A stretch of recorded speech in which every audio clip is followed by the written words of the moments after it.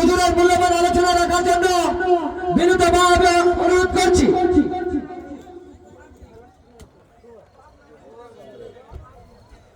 একটু পিছনে নাও, এটা টাইট আর একটু পিছনে নাও, টাইট করো।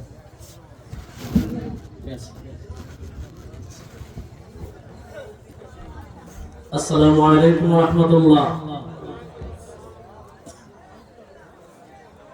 আওয়াজ হয় নাই, হুজুর গেছে না, আওয়াজ শেষ। আসসালামু আলাইকুম ওয়া রাহমাতুল্লাহ। আপনারা কেমন আছেন?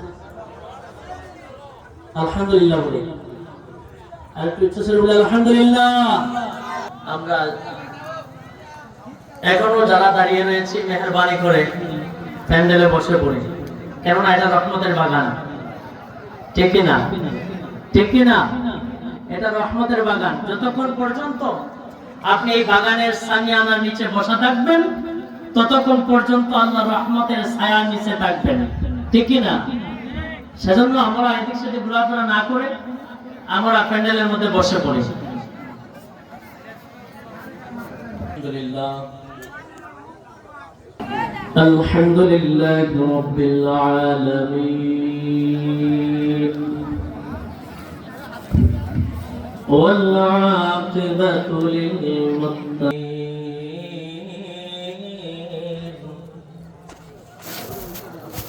ওয়াসসালাতু ওয়াসসালামু আলা سيد الأنبياء والمرسلين وعلى آله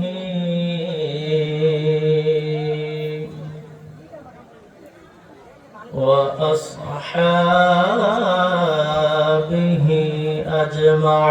أجمعين.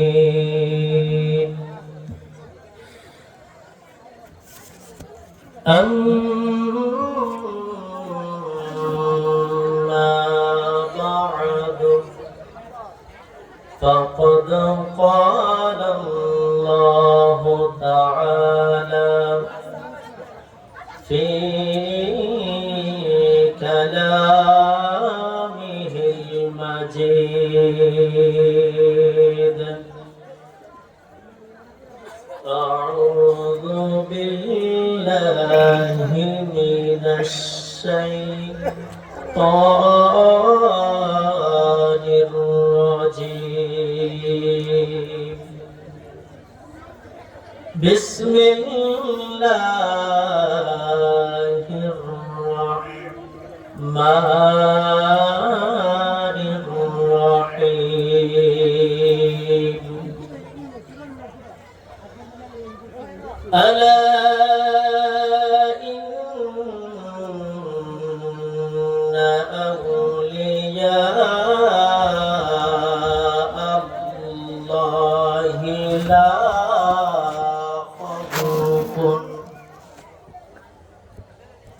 لا خوف عليهم ولا هم يحزنون. الذين آمنوا وكانوا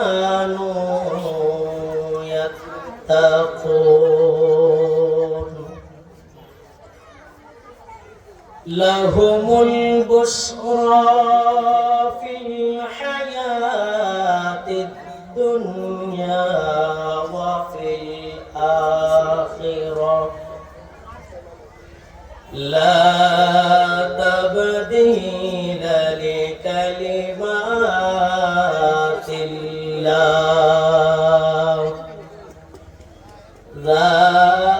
ذلك هو الفوز العظيم. صدق الله العظيم وصدق رسوله النبي الحبيب الكريم. في شان حبيبهم إن الله وملائكته يصلون على النبي يا أيها الذين آمنوا صلوا عليه وسلموا تسليما اللهم صل جرے جرے محبت ہے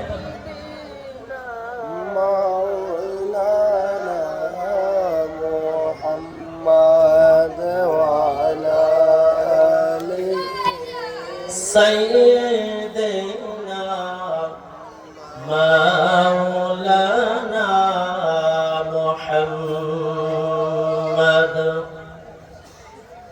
सबसे औला वाला हमारा नबी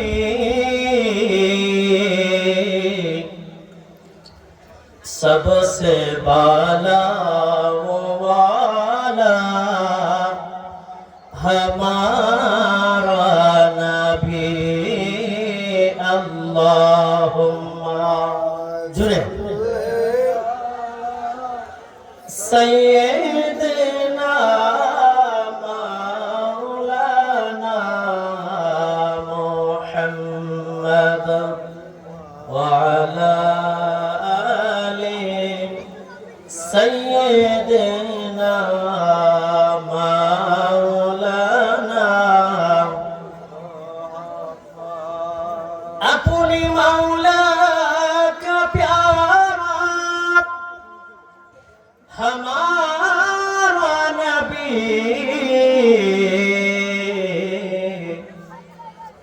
दोनों आलम का दुल्हा हमारा नबी अल्लाहुम्मा सल्ली सय्यिदिना मौलाना मुहम्मद वअला सय्यिदिना मौलाना आसमानों ही पर सब नबी रह गए अर्श आज़म पे पहुंचा हमारा नबी अल्लाह सुरे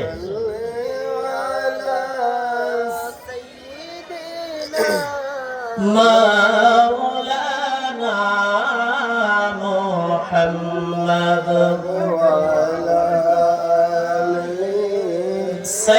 सैयदना मौलाना